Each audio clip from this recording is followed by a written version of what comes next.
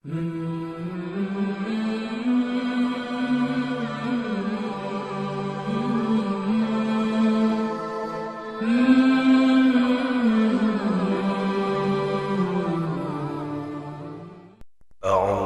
billahi minasy syaithanir rajim.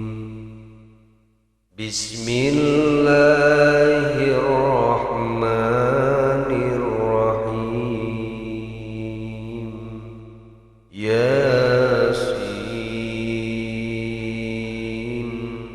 wal Qur'anil Hakim.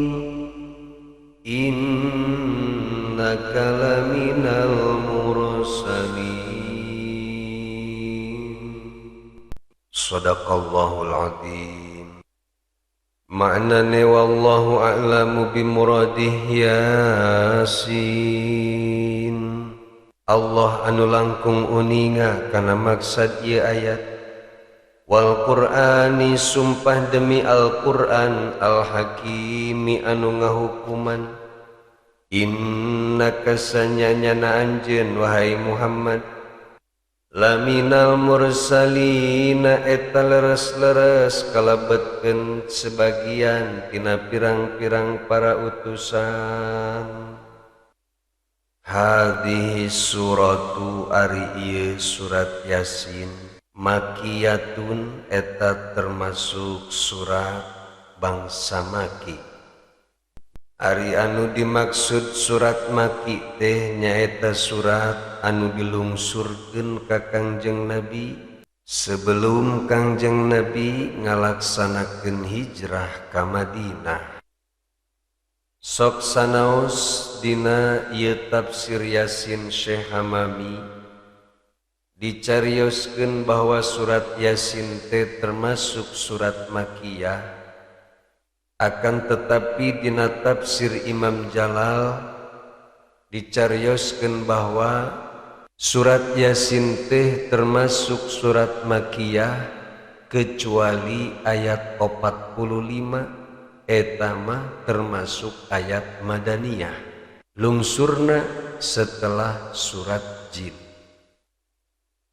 Wasababu nuzuliha sareng ari sebab dilungsurkeunana ieu surat Yasin annal kufaro bahwa kaum kafir waktos harita qalu ngararomong eta jalma-jalma kafir teh inna Muhammadan laisa binabiyyin wala mursalin.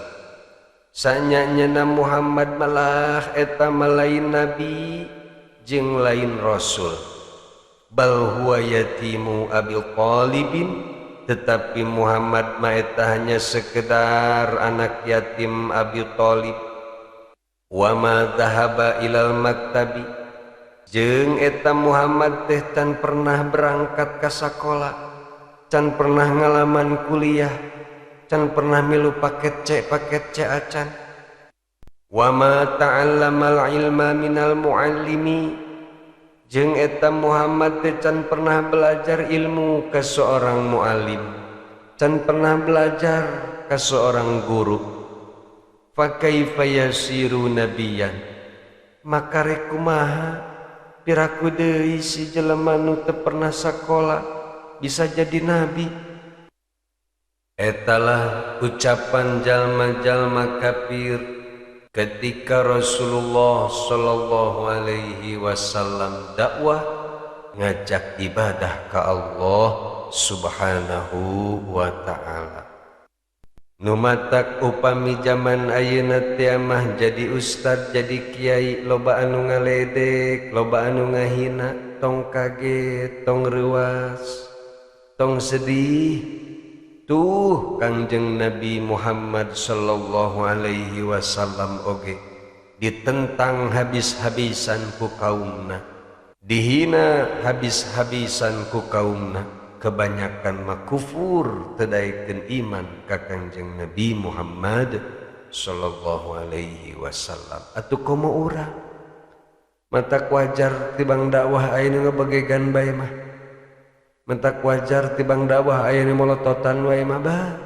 Tong hayang jadi ustad, tong hayang jadi kiai, lamun embung diomong batur mah mending jadi pelawak bae. Atawa jadi artis supaya loba penggemar, sekali manggung dibayar puluhan juta bahkan ratusan juta. Dari kiai mah beuh buat serak-serak oge paling dibayar 500.000 komo kiai di kampung mah. Gus mantep kata dibayar 500.000 ge. Biasana mah 75. Eta lah kudu siap sengsara jadi ustad jadi kiai mah. Kudu siap dihina, kudu siap dicaci, kudu memiliki bental baja seperti Kanjeng Nabi Muhammad sallallahu alaihi wasallam. Saya kira-kira jadi ustad boga mental petot mending kene eureun bakal loba mewek. Kedeng-kedeng cerik ngeluh kunaon tad nyaeta teh geus beres dakwah ternyata aya jamaah nu ngomongkeun urang bade duit mah henteu ngagogoreng bae ka urang teh. Namun aya ustad boga mental petot kos kitu betak begang hirupna. Nah, gitulah perjuangan Rasulullah sallallahu alaihi wasallam dakwah teh dihina, dicaci, bahkan sering dicaritakeun ku para kiai Rasulullah sallallahu alaihi wasallam buat nepika diudak-udak rek dibunuh. Etalah perjuangan dakwah Rasulullah sallallahu alaihi wasallam. Nepi ka rela ngorbankeun hartana, rela ngorbankeun nyawana demi kebaikan urang kabehan sebagai umatna. Lumatak lamun urang ayeuna embung nurut ka Kangjeng Nabi, embung nuturkeun kana agama Kangjeng Nabi, duh kacida pisan teu ngahargaanana kana perjuangan Kangjeng Nabi anu sakitu beratna. Fakanal kuffaru musirrina fi inkarihim, maka aya eta jalma-jalma kafir teh tetep keukeuh dina kaingkaranana, teu daek narima ka Rasulullah sebagai nabi, teu daek narima kana ajakan Rasulullah, bahkan sabalikna nepi ka wani ngancam rek ngabunuh ka Kanjeng Nabi Muhammad sallallahu alaihi wasallam. Na'udzubillah min dzalik. Nah, ketika kaum-kaum kufar semakin parah ngaledek ka Kanjeng Nabi, semakin berani ka Rasulullah bahkan wani rek ngabunuh Rasulullah, faraddallahu ta'ala, maka Allah subhanahu wa ta'ala ngabantah qaulal kuffari kana omongan jalma-jalma kafir, wa anzala hadhihi surata, sareng Allah galungsurkeun ieu surat Yasin pikeun menguatkan manah Rasulullah sallallahu alaihi wasallam anu nuju sedih ku sabab dihina, diancam, bahkan rek dibunuh ku kaum-kaumna. Wa syahida bidatihil zalili, sareng Allah bersaksi dengan menyebut keagungan zatna anu maha agung, ala risalatihi, kana kerasulan Nabi Muhammad sallallahu alaihi wasallam, wa nubuwwatihi, sareng Allah bersaksi atas kenabian Sayyidina Muhammad sallallahu alaihi wasallam.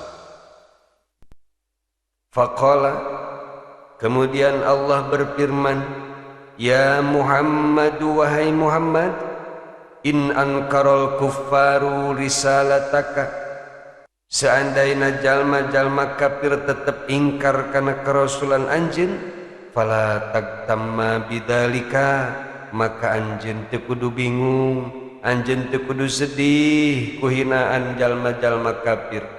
Ana asyhadu, kaula anu agung bersaksi, annaka laminal mursalina, bahwa anjeun benar-benar termasuk sebagian di antara para rasul.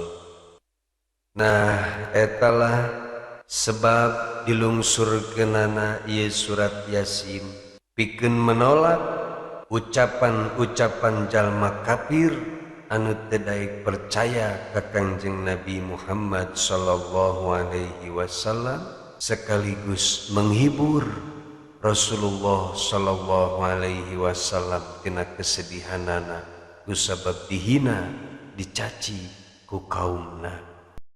Nu jadi pertarosan naon sebabna kafir-kafir Quraisy make bahasana huwa yatimu Abi Thalib henteu disebut yatim Abdullah sedangkeun pan ari Rasulullah teh putrana Sayyid Abdullah sareng naon hikmahna Rasulullah sallallahu alaihi wasallam dijantenkeun yatim ku Allah subhanahu wa ta'ala.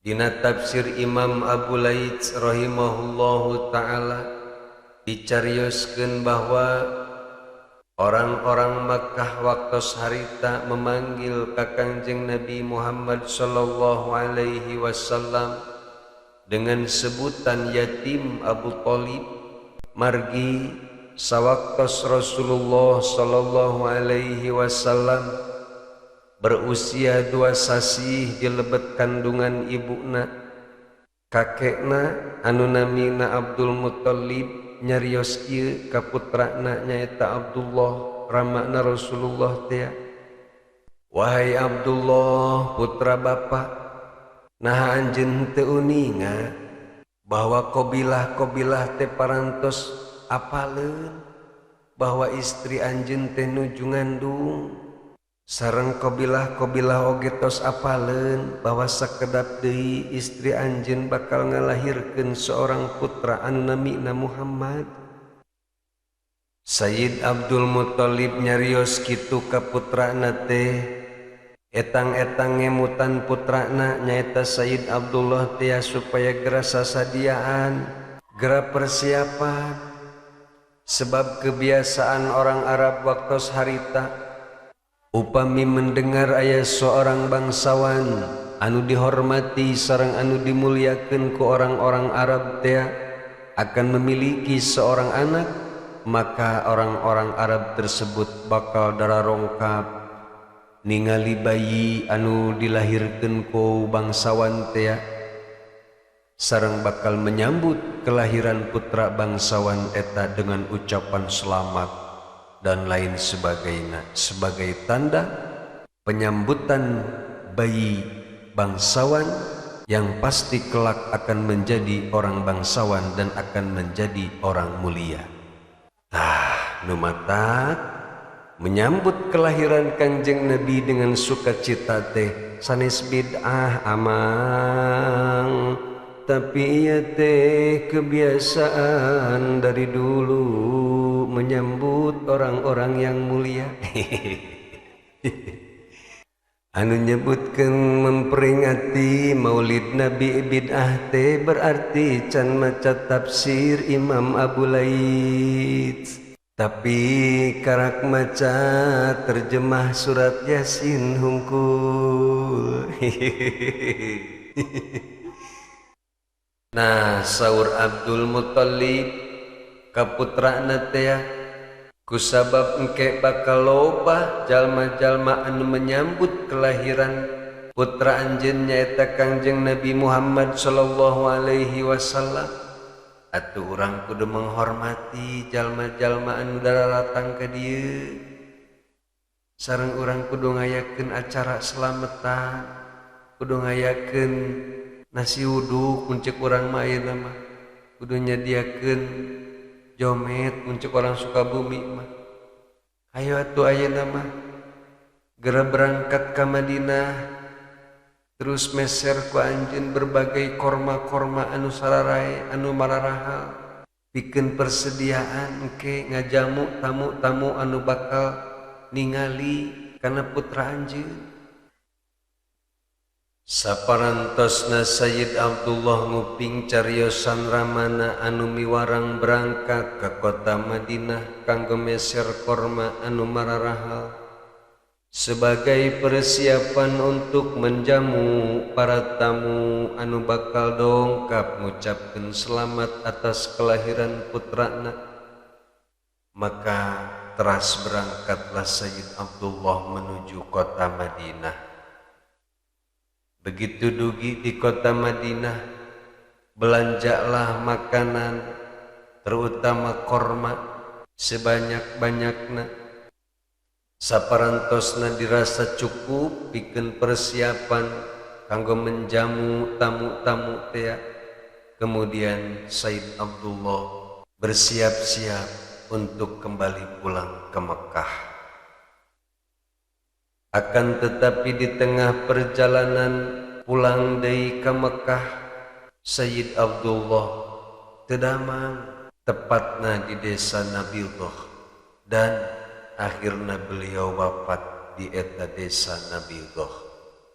Wafatna Sayyid Abdullah bukan hanya ditangisi oleh manusia, bukan hanya ditangisi ku ramakna nyaeta Abdul Muttalib, bukan hanya ditangisi ku istrina nyaeta Sayyidatina Aminah, akan tetapi para malaikat pun ikut bersedih, ikut menangis dengan wafatnya Sayyid Abdullah.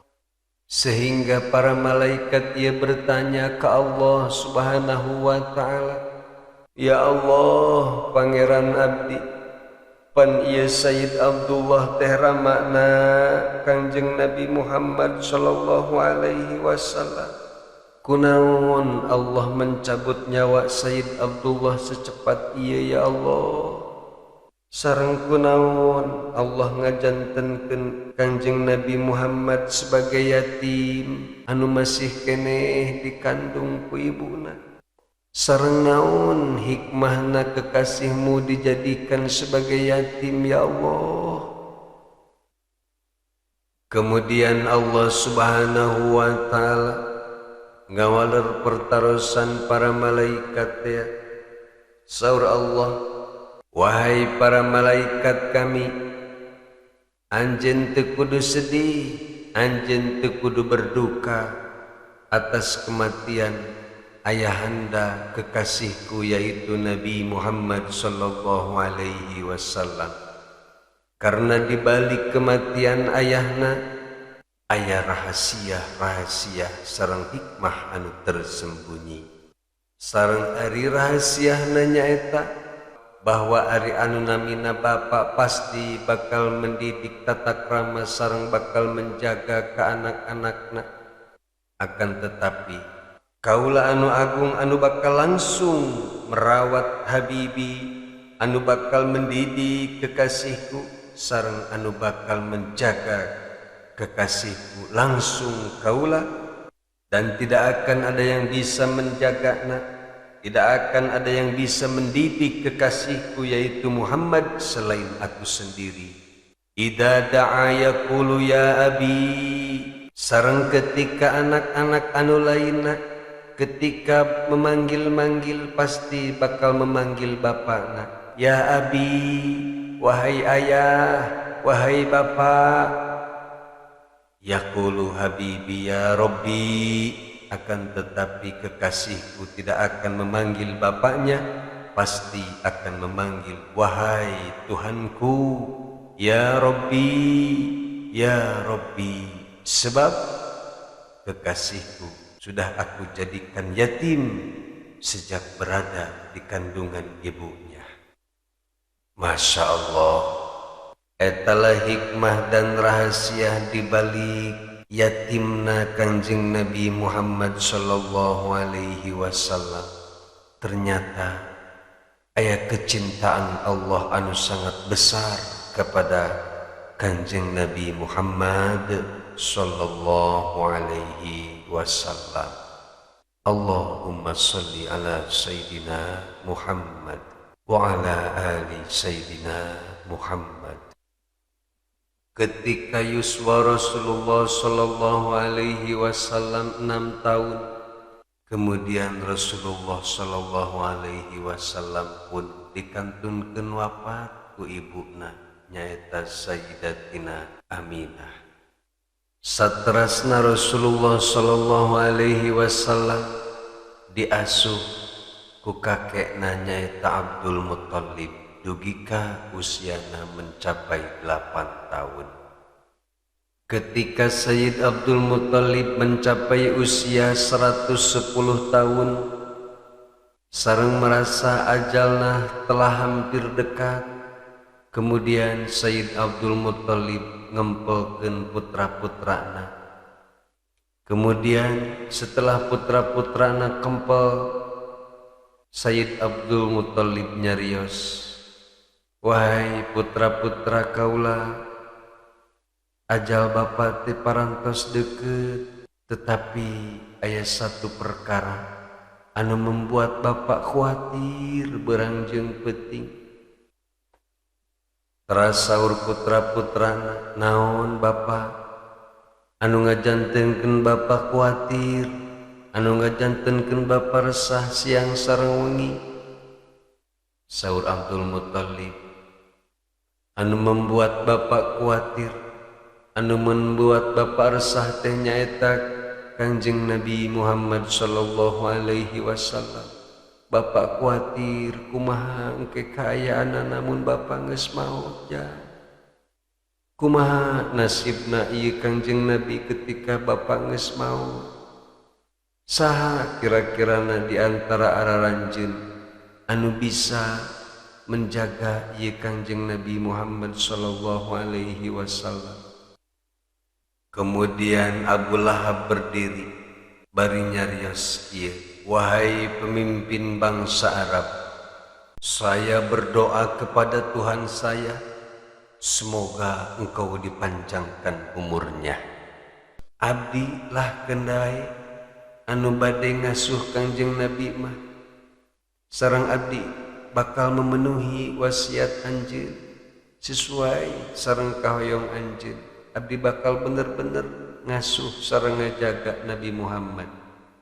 Saur Abdul Muthalib, "Lah Abu Jahal, maneh mah loba harta, kedudukan anjeun luhur, tetapi hate anjeun teu boga rasa kanyaah, teu boga rasa karunya maneh mah nguruskeun harta melulu. Moal kaula moal masrahkeun Muhammad ka anjeun." Cek Abu Lahab, "Aduh, suwe amat aing ini kata dipercaya arek ngasuh Muhammad oge. Bohong kata-kata mah tambahan." Ubar tunduh biasa, ubar tunduh sering ngemplat ya. Setelah Abu Lahab teh dipercaya ku Sayyidina Abdul Muthalib, kemudian Sayyidina Hamzah berdiri. Saur Sayyidina Hamzah, "Wahai pemimpin Arab, serahkeun bae ka abdi tugas mengasuh Muhammad mah, pasrahkeun ka abdi. Abdi bakal ngajaga Muhammad dengan sebaik-baiknya." Kemudian saur Abdul Muthalib, "Bantosan anjeun sareng tawaran anjeun pikeun ngasuh Muhammad memang eta baik, sangat baik. Tetapi pan anjeun mah teu boga anak kandung, sehingga anjeun moal bisa memahami hati seorang anak. Arek kumaha bisa ngurus anak, sedangkan anjeun ge can boga anak, mencek urang mah kitu meureun." Gagal Sayyidina Hamzah. Kemudian Sayyidina Abbas berdiri, "Wahai pemimpin bangsa Arab, anjeun teu perlu khawatir, teu perlu gelisah. Tugas ngasuh Muhammad mah pasrahkeun bae ka abdi, sing percaya ka abdi." Kemudian saur Abdul Muthalib, "Anjeun memang pantes sih pikeun mengurus Muhammad, tapi pan anak-anak anjeun ge loba. Kaula mah sieun ieu Muhammad teh teu kaurus ku anjeun, kusabab anjeun mah pan loba anakna." Gagal di bae Sayyidina Abbas. Kemudian Sayyid Abu Thalib berdiri dan bersedia, bahkan sangat ingin mengasuh Kangjeng Nabi Muhammad sallallahu alaihi wasallam. Saur Sayyid Abdul Muthalib, "Jalmi anu paling baik, anu berhak mengasuh Muhammad adalah orang anu terpercaya. Kemudian saur Abdul Muthalib, anjeun memang layak sareng pantas untuk mengasuh Muhammad. Tapi keheula kaula bakal musyawarah heula sareng Muhammad. Apakah pendapatku sesuai apa henteu sareng Muhammad anu bari diurusanana?